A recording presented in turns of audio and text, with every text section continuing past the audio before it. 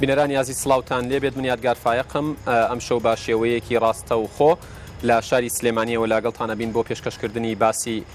باسی ڕۆژی ئەمڕۆمان لەگەڵ بەڕێز جعفەر شێخ مستەفا فەرماندەی یەکەکانی هەفتای هێزی پێشمەرگەی کوردستان و ئەندامی مەکتەبی سیاسی یەکێتی نیشتیمانی کوردستانە.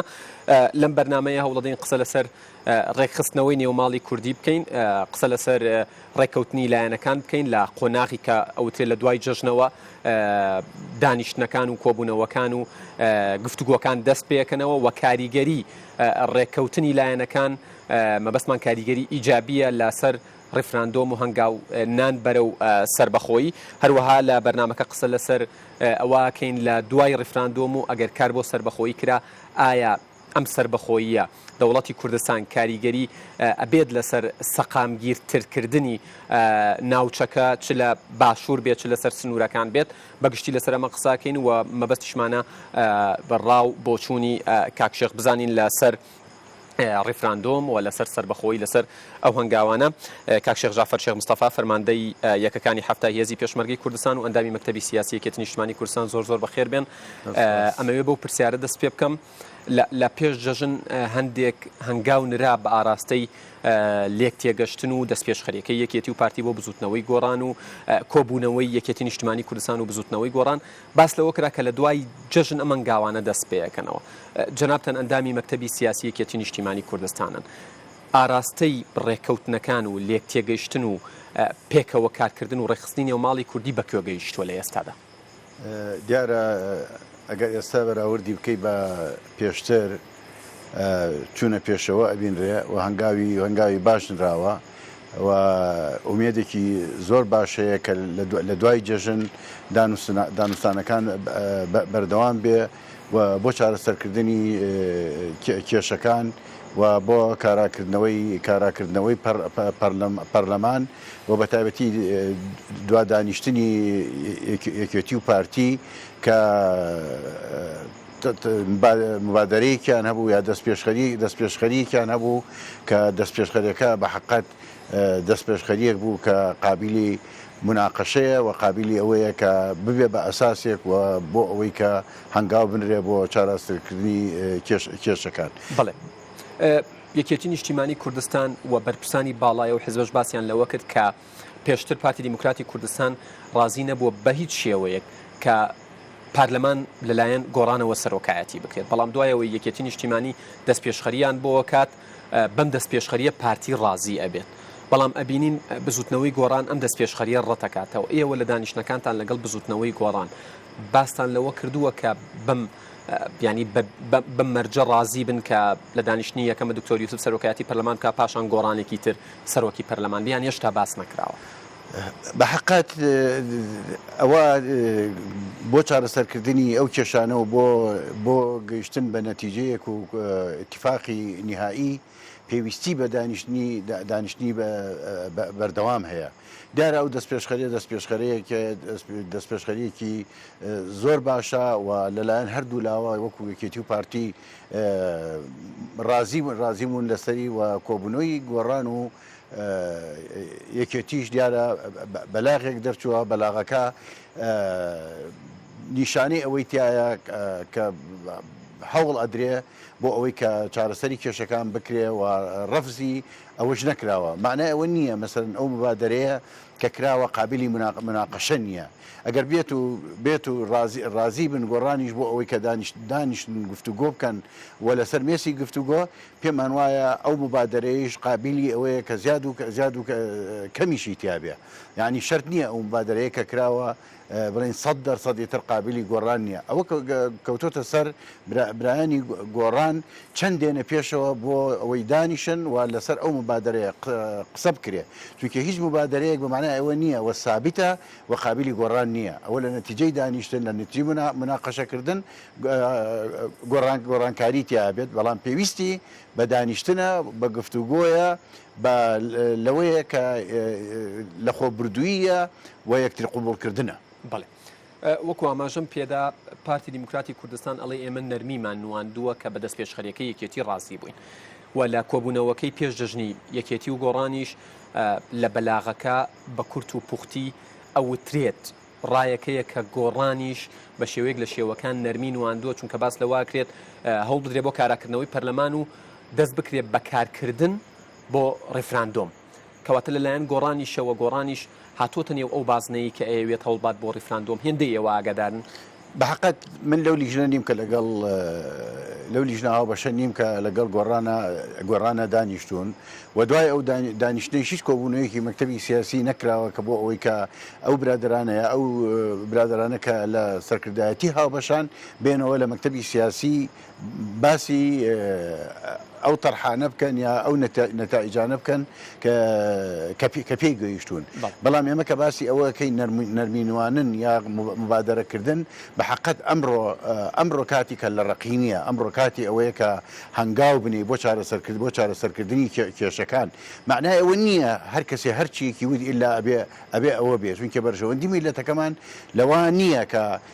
بەکو کوردی خۆمانەڵێ سواری گای هاربی بەڵکو پێویستی بە لێک تێگەیشتن هەیە کە ئەڵێ دانوستان یعنی هەم ئەیدەیت و هەم ئەستێنیت لە ئەوەش لە نەتیجەی گفتوگۆ و دانیشتن هەبێ من پێم وایە ئەگەر دانیشتن هەبێ ڕا نەکرێت لە دانیشتنەکان دانیشتن بە تاکید چارەسەری کۆتایی بۆ هەموو کێشەکان دانرێ باشە جنابتان وەکو ئەندامی مەکتەبی سیاسی یەکێتی هەستەکەن معالمی یاخود نیشانەکانی ڕێکەوتنی لایەنەکان بە شێوێک لە شێوەکان دەرکەوت بێت چکەمە بە نسبەت هاوڵاتیانەوە گرنگە بەتەکیید ئەوەی کە بەلای هاوڵاتیانەوە گرنگ بێ ئەوەی کە هاوڵاتیان بێوێت چارەسەرکردنی کێشەکانە و نەمانی ئەو ئالۆزیەیە کە ئیمڕۆ لە کوردستانە کە بۆ بەهۆی نەکبەتیەک بۆ بارگرانی سەرڕای دۆخە داراییەکە جگە لە دۆخە دارایەکە من پێم وایە ئەو ئالۆزی کە هەیە دۆخە دارایەکەی ئەوەی تر قورسر کردووە لەسەر خەڵکی کوردستان ئەوەی کە ئیمڕۆ ئەیبینی لە ساحەکە بەڕاستی نیشانەیەکی باشی هەیە بۆ ئەوەی کە چارەسەری کێشەکان بکرێ و هەنگاو بنرێت چونکە تاکو ئێستاکە هیچ کەسێ ڕەفزی بەرامبەرەکەی نەکردووە و یاخود ڕەفزی ئەو مبادرە و پێشنیارانەی نەکردووە کە تاکو ئێستاکی هەیە بەڵێ قسەیەکی لەسەر ئەوەی کە ڕێخستنی نێوماڵی کوردی خۆشت ئاماژت پێدا ئەبێ کە لە ڕقی بەلا بنرێ و ئەشوترێت کە لە سیاسەتە هیچ شتێک مەحاڵ نییە بەڵام لە هەمان کاتە هیچ شتێکیش ڕەهانیە کە تۆ چیت بوێ ڕێکوەکو ئەوە بگونجێت پەیامی تۆ بۆ بەرپرسانی باڵای پارتی دیموکراتی کوردستان و بزوتنەوەی گۆڕان لەم قۆناغە چییە؟ دیارە بە حقت من پێش هەموو شتێکە ئەمڕۆ ئەبێت تەماشاکەین کە هەڕەشەیەکی گەورە لەسەر هەرێمی کوردستان هەیە ماوەی 3 ساڵە هێزەکانی پێشمەرگا لە سەنگەرەکانی پێشەوە نزیکەی 12,000 شەهید و بریندار هەیە لە ناو هێزەکانی پێشمەرگا بۆیە پەیامی ئێمە من بە تایبەتی وەکو پێشمەرگەیەک پەیامی ئێمە بۆ سەرکردایەتی هەردوو لاو هەموو حیزبەکانیش ئەوەیە کە هەموو کێشەکان وەلاوە بنێن و هەوڵ بدرێت چارەسەری کێشەکان بکرێ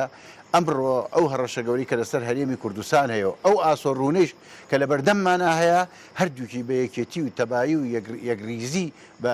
میلەتەکەمان بە حقت هەم بەسەر هەڕەشەکە زاڵە بین و هەم ئەو ئاسۆڕوونەی هەمانە بە تاکید کە ساڵەهای ساڵە لە پێناوە خوێن ئەدەین تەسیع ئەدەین فیداکاری ئەەکەین خەبات ئەدەین تا ئەم لەحزەیەش پێگەین و کاتی ئەوە هاتووە پێی بگەین بۆیە هیوادارم یەکتری قوبوڵ کرێ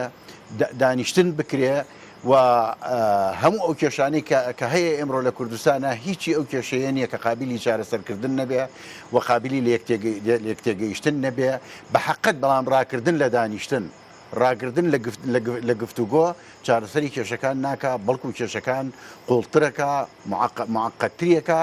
و مەسئولیەتی ئەساسی شەکەوێتە سەر ئەستۆی ئەو کەسە کە ڕائەکە لە دانیشتەکان کە ڕائەکە لە گفتوگۆ بڕۆ لەگەڵ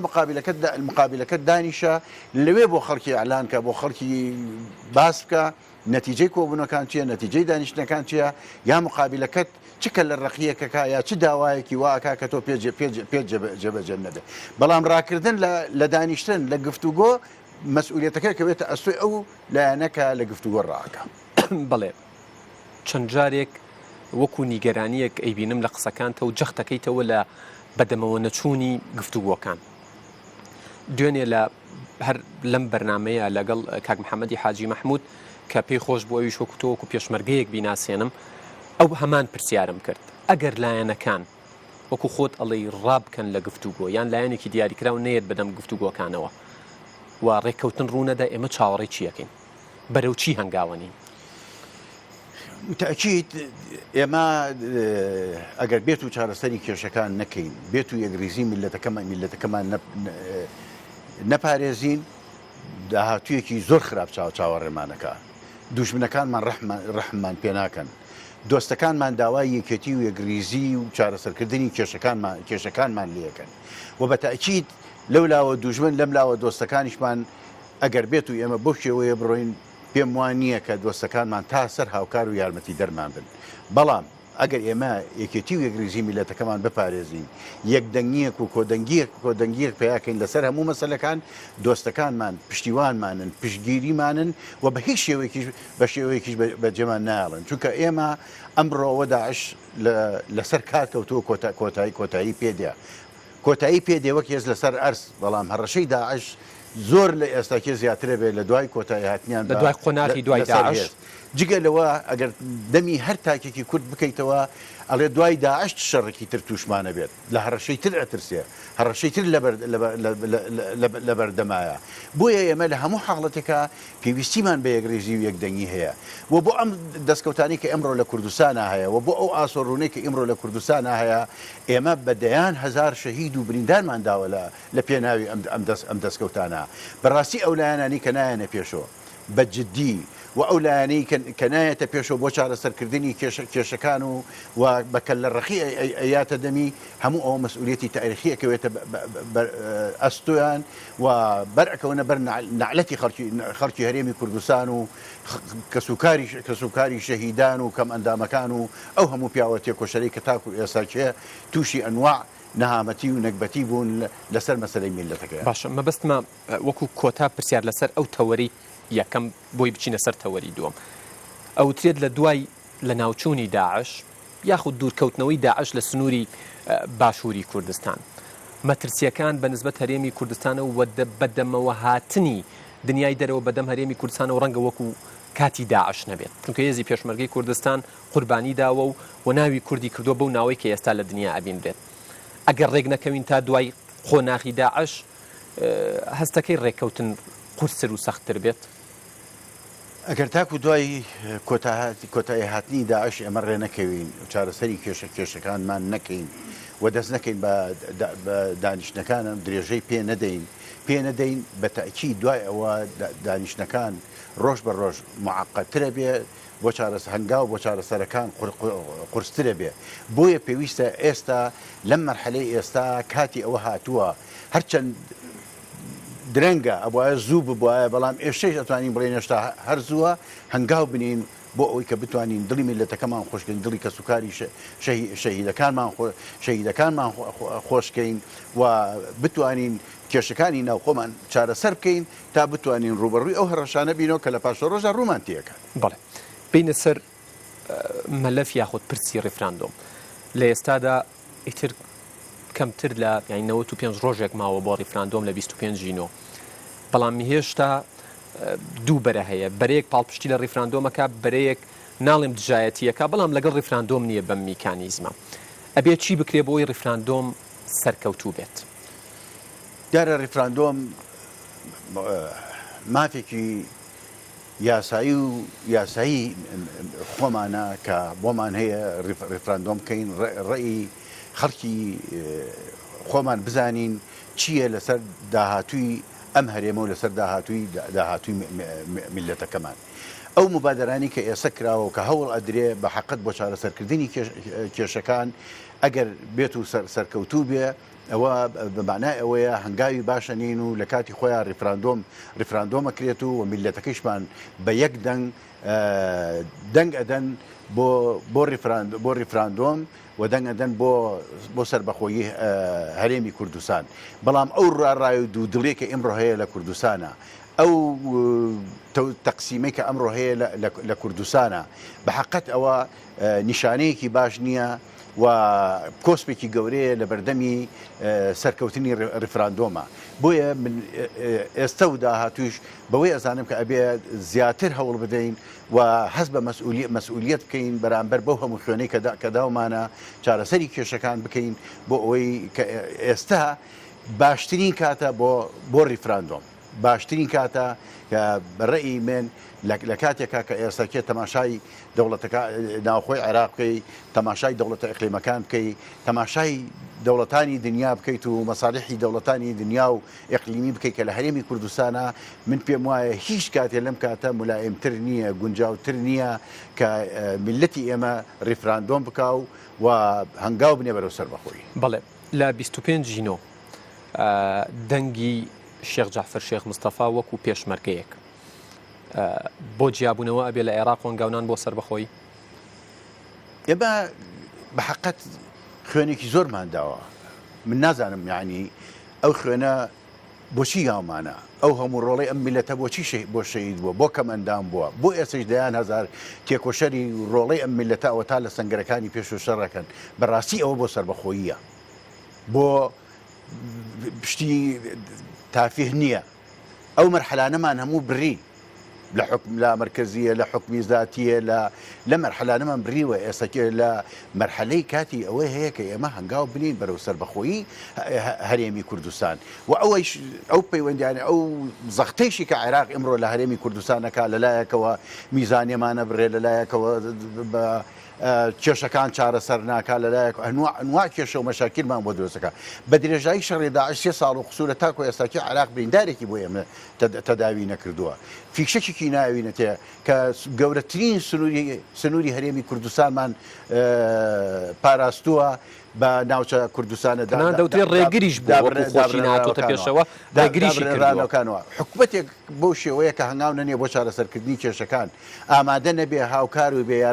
یارمەتی دەرت بێ بۆ ڕوبەڕووبوونەوە ئەو هەڕەشە کە لەم خاکەیە کرێ و لەم میلەتەیە کرێ، ئەبێ ئەمە چ دڵێکمان بۆ حکوومەتە خۆش بێ یا چ ئومێدێکمان پێ هەبێ لە پاشە ڕۆژە ئەو حکومڕانی کە ئیمڕۆ هەیە و حکومڕانەکانی پێشووتریش لەسەر مەسەلەی کورد هیچ فەرق و جیاوازیەکیان نییە. ناتوانی بڵێ بە مسقالە زەڕە فەرق و جیاوازیان هەیە ئەگەر سەرسەختتر نەبن کەمتر نین لە حکومڕانەکانی جاری پێشوو. لەبەر ئەوە من پێم وایە سەربەخۆیی ئەم هەرێمە ئاواتی کەسوکاری شەهیدەکانمانە و ئەوەی هاوڕەکانی ئێمە لە پێناوێ شەهید بوون، ئێمە ئەو ڕێبازەمان گرتوۆتە بەر و بۆ ئەو هەدەفە ئێمە کارەکەین کە ئەویش سەربەخۆیی هەرێمی کوردستان. باشە خیانەتە لە هاوڕێ شەهیدەکانمان ئەگەر ئێمە هەدەفمان سەربەخۆیی هەرێمی کوردستان نەبێت. باشە لە ئێستادا گوێمان لە دەنگێک کە بێت ڕائیەک وایە کە دەنگ بە نەخێر بدرێ بۆ سەربەخۆیی، پەیامی تۆ بۆ ئەو کەسانە یاخود بۆ ئەو لایەنانە چییە؟ ئەگەر کەسێک بێ وەکو خۆی وەکو شخصێک حەقی خۆیەتی دەنگ نەدا، بەڵام لایەنێک لەو لایەنێ کوردستانە تەحریک بکە، دەستی هەبێ لەوەی کە بە نەخێر خەڵک جواب بداتەوە، خیانەتی لەو خیانەتە گەورەترین نییە کە لەم میلەتە ئەکرێ و لە کەسوکاری شەهیدان و لەو هەموو پیاوە تێکۆشەرەکرێ کە لە سەنگەرەکانە ئێستاکە ڕۆژانە خوێنەدەن. لەبەر ئەوە وەگوتم وەکو فەرد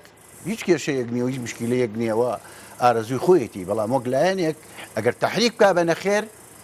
خیانەتی عوزمای پێڵێنەوە. بەڵێ زۆر جار گوێمان لێ ئەبێت ئەوترێت ئەم ڕیفراندۆمە بۆ دروستکردنی دەوڵەتێکە بۆ پارتی یاخود بۆ دروستکردنی دەوڵەتێکە بۆ یەکێتی یاخود بۆ یەکێتی و پارتی ئەیانەوێت ئەمارەتی خۆیان دروست بکەن. باشە و زۆر جار لە دەمی بەرپرسە باڵاکانەوە ئەمە دووبارە کراوەتەوە و لە وتارێکی کاک مەسعود بارزانی وەکو سەرۆکی هەرێمی کوردستان بۆ واشنگتۆن پۆستی ئەمریکی جەختی لەوە کردوتەوە کە ئەمە ڕیفراندۆمی سەربەخۆییە. تۆ ڕئی چیە لەم بارەوە؟ ئایا فعلەن یعنی کە ئەوترێت ئەم ڕیفراندۆمە بۆ سەربەخۆیی نییە، ئەمە تەنها بانگەشەیەکەوە کرێت یاخود کارتێکە بەکارە هێنرێت کە ڕەنگە لە بەرژەوەندی کوردانە بێت؟ من پێم وایە ڕیفراندۆم کە ئێمەیەکەین بۆ سەربەخۆییەکی، ڕیفراندۆم هیچ مناقەشەیەکی تیان نییە، ڕئی خەڵکەکەت وەرەگری، خەڵکەکەت چ ڕەیەکیدا ئەبێ ئەوە بێ بە بەرنامەت. ئەگەر بۆ سەربەخۆیی بوو ئەبێت تۆ کار بکەی بۆ سەربەخۆیی. ئەو لایەنەی کە ئەیڵێ ئەمە بۆ پارتیە، ئەوە بەمانای ئەوەیەش هیچ وەزنێکی نییە لەو ساحە. ئێمە وەکو یەکێتی نیشتیمانی کوردستان لایەنێکی سەرەکین لەم مەسەلا لایەنێکی سەرەکین خاوەن بڕیاری بمبورە کاک شێخ ئەوترێ دوای پارتی کەوتون وەڵامتان بۆمە چییە؟ ئەوەی کە ئەڵێ من پێم وایە کەسێکی نەزانە یەکێتی نیشتیمانی کوردستان لایەنێکی سەرەکیە خاوەنی بڕیارە و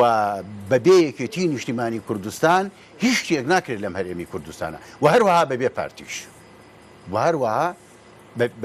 بەبێ پارتیش لەبەر ئەو کەسانەی کە ئەڵێن ئەمە بۆ پارتیە ئەوە نازان وەزی خۆیان نازانن لە ساحەکە و بە تایبەتی ئەگەر کەسانی هەبن لە ناو یەکێتی نیشتیمانی کوردستانە ئەو قسەیە بڵێن یەکێتی نیشتیمانی کوردستان خاوەنی جەماوەری خۆیەتی ساڵهای ساڵە دەیان ساڵە خەباتەکە تەسحیەدا فیداکاری ئەکات و ئێمە لە شاخ دروشمی مافی چارەی خۆنووسینمان هەڵگرتووە ئەو دروشمە وەختی ئێمە هەڵمان گرتووە هیچ دایانێ لە لایەنەکانی تر ئەو دروشمیان هەڵ نەگرتووە دەیان هەزار شەهید و بریندارمان لەسەر ئەو دروشمەداوە قابلە ئێمە ئێستا پاشگەزبینەوە لەو دروشمە قابلە ئەو خیانەتە بکەین لە کەسوکاری شەهیدەکانمان لە کەم ئەندامەکانمان لەو هەموو تێکۆشەرە لە خەڵکی ئەنفال و کیمیاباران و هەموو خەڵکی کوردستان بە تەئکید ئەوە ئێمە لایەنێکی سەرەکین لە ڕێفراندۆم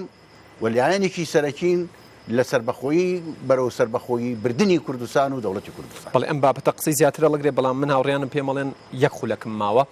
مەبەستمەوە پرسم زۆر جار کە باسی دەوڵەتی کوردستان ئەکرێ ئەوترێت ئێران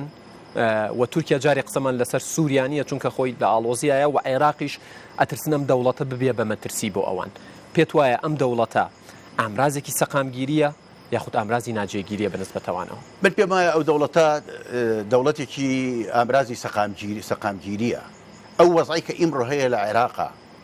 ئەو بەرەڵایی کە ئیمڕۆ هەیە هەموو سنوورەکان کراوەیە هەموو دەوڵەتەکان هاتوونەتە ناوە بۆ عێراق ئەمە هەڕەشەیە لەسەر دەوڵەتەکانی دراوسێ